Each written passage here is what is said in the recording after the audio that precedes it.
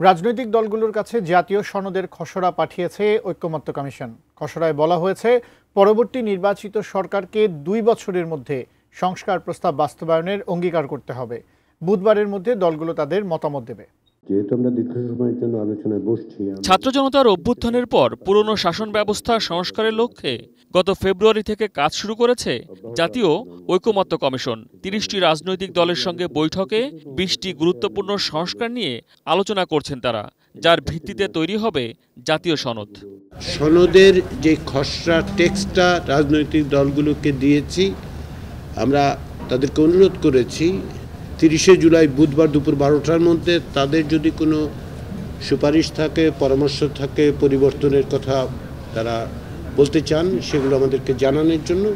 খসড়া সনদে বিগত আওয়ামী লীগ সরকারের সময়ে দমন নিপীড়ন, সন্ত্রাস এবং গুম খুনের বিষয় উল্লেখ করা হয়েছে। উল্লেখ থাকবে ঐকমত্য হওয়া সংস্কার প্রস্তাবগুলো।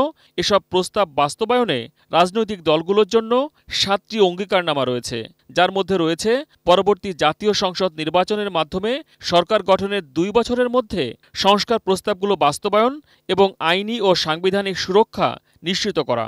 সাংবিধানিক স্বীকৃতি দিতে হবে ছাত্র জনতার আন্দোলন ও গণঅভ্যুত্থানেরও। এই সনদের ব্যাপারে অঙ্গীকারের বিষয়গুলোকেও উল্লেখ করেছি যে তারা আসলে আমরা কি আশা করি তারা অঙ্গীকার করছে। সোমবারের বৈঠকের এজেন্ডায় সাংবিধানিক ও সংবিধিবদ্ধ প্রতিষ্ঠানে নিয়োগের বিষয় থাকায় সকালে 10 মিনিটের জন্য বৈঠক বর্জন করে বিএনপি।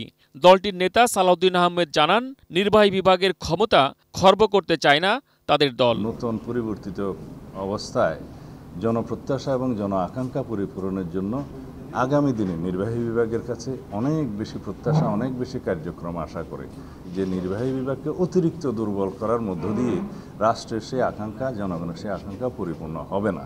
দুদকের রাজনৈতিক ব্যবহার রোধে সংস্কারের পক্ষে একমত হয় দলগুলো, তবে দুদককে সাংবিধানিক প্রতিষ্ঠান করার বিষয়ে মতপার্থক্য রয়েছে তাদের।